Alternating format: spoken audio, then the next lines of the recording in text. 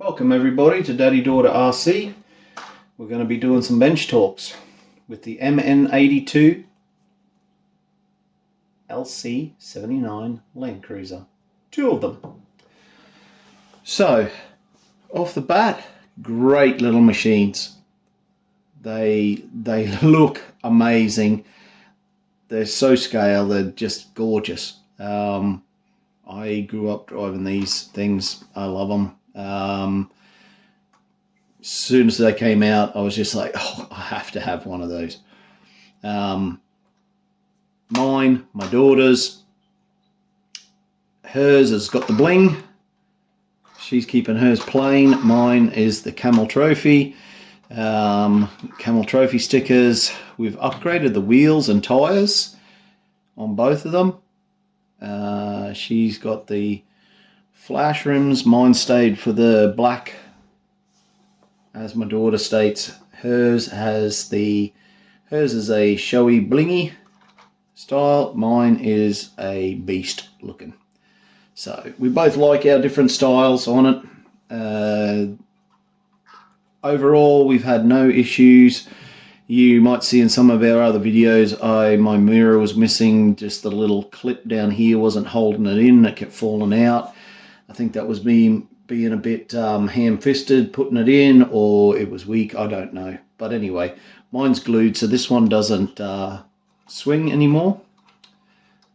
But all the rest of them do. So they're working really well. Like I say, we've upgraded the wheels and tyres on them, on both of them. This one has the standard shock still on it. I've upgraded the shocks on this, as you'll see. Pogo stick. Brrr. So I've got a little bit more ground clearance. I can fit my finger in here. I can't underneath my daughter's. So I've gained a little bit more ground clearance, but mostly it was, I was looking to stop this pogo stick because these are just friction shocks. These are oil-filled shocks. Got these pretty cheap off AliExpress as well.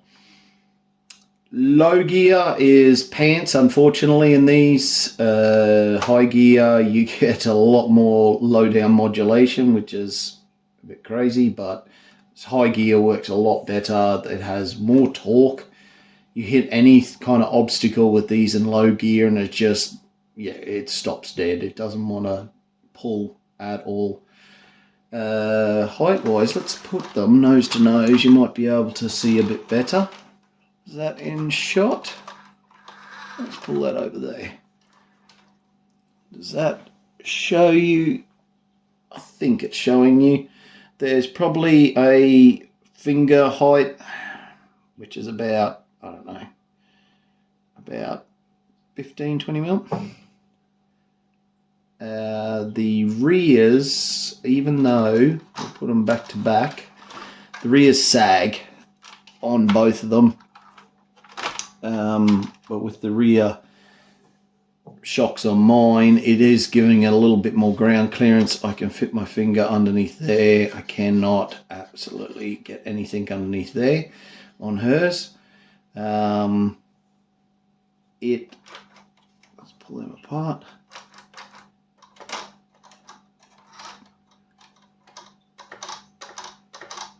Hers is like a pogo stick. Mine is still a bit like a pogo stick. It's a bit hard to tell probably on camera, but it does, it has softened it up a bit. But the rear hasn't made much of a difference overall. Not as much as I was hoping. The fronts, yeah, great. It, again, if we articulate these, you'll see it's always the back that cocks up on these, but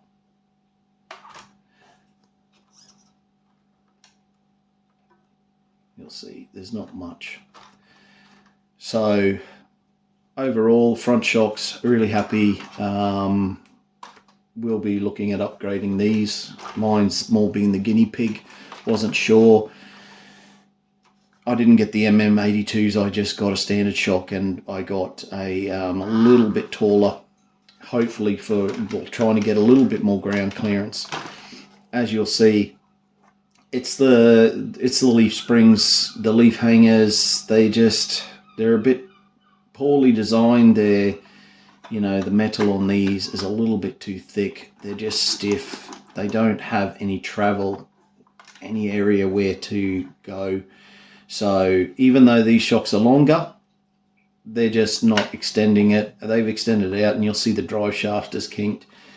It hasn't stopped its performance. My daughter's, it's still, but not as bad as this one.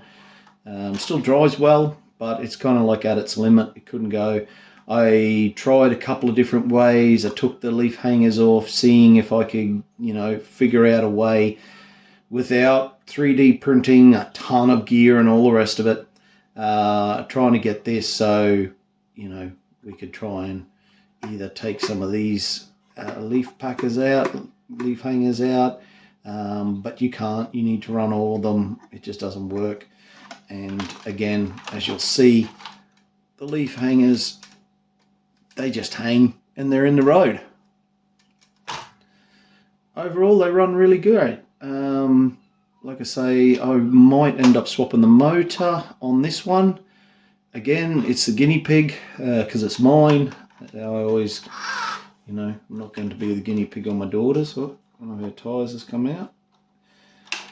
These aren't glued on. They're not bead locks, but for the speed that these things run, I'm not going to bother gluing them on.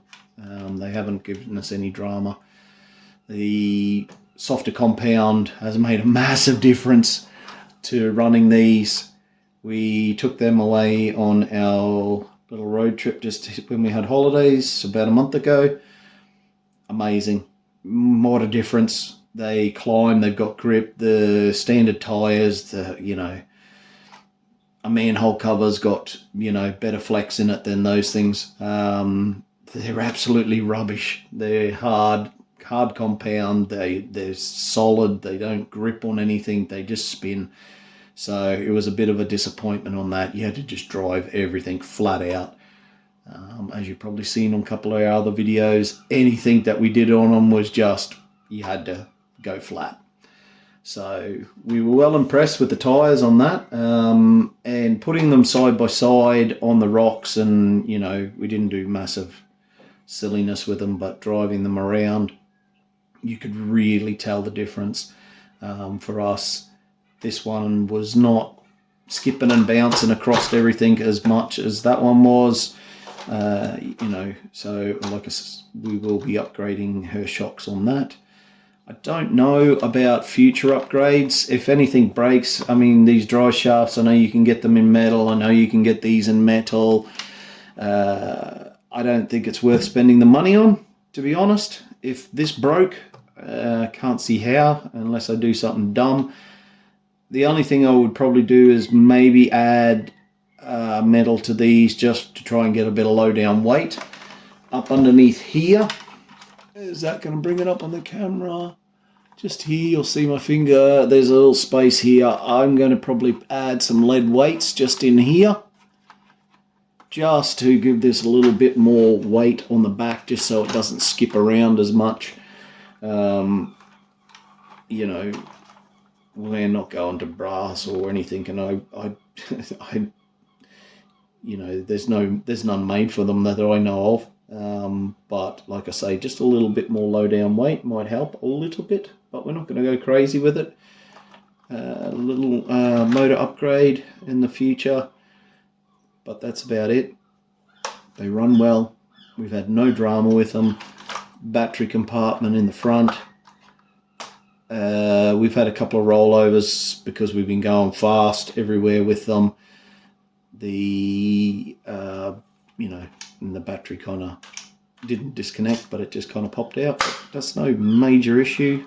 Mine took a big tumble down a big hill. It flung out, but besides that, we've had no issues whatsoever.